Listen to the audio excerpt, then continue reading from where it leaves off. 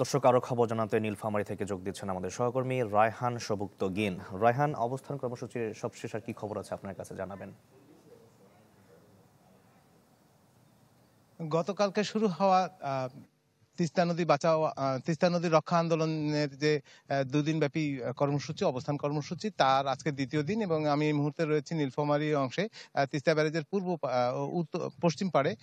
এখানে আসলে গত রাত 2টা পর্যন্ত প্রায় এখানে বিভিন্ন রকমের সাংস্কৃতিক কর্মকাণ্ড, মানুষের মধ্যে মানুষের যে আলোচনা, তিস্তা নদীকে বিষয়ক ন্যায্য পানির বন্টন, তিস্তা নদীর পানির হিস্যা চাওয়া এবং সেই সব মানুষের যে এখানকার মানুষের দুঃখ দুর্দশা, সেই সব নিয়েই কিন্তু আলোচনা, নানা রকম সাংস্কৃতিক কর্মকাণ্ড এসব চলেছে। ফলে আজকে খানিকটা দেরিতেই শুরু হচ্ছে এখানকার কর্মসূচি।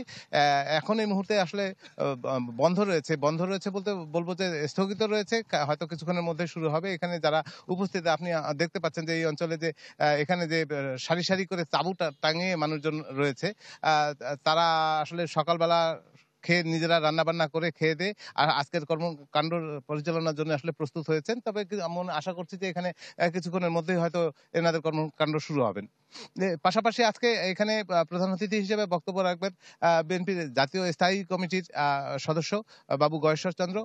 তার কথা বলবার তার পাশাপাশি আসলে আজকে সন্ধ্যায় এখানে বিএনপির ভারপ্রাপ্ত চেয়ারম্যান তারেক রহমান, উনি কথা বলবেন এবং তার পাশাপাশি কিন্তু আজকেও গতকালকের মতন বিভিন্ন রকমের সাংস্কৃতিক কর্মকাণ্ড এবং এখানকার স্থানীয় ভাষায় নানা জারি গান, পাল্লা গান, এসবের মধ্য দিয়ে আসলে তিস্তা নদীর এই যে ন্যায্য পানির যে বন্টন চায় এখানকার মানুষ, এই তাদের যে দুঃখ দুর্দশা, এগুলো দূরীকরণের জন্য সেসব কিন্তু কিছু তারা ফুটিয়ে তুলতে চেষ্টা করবেন।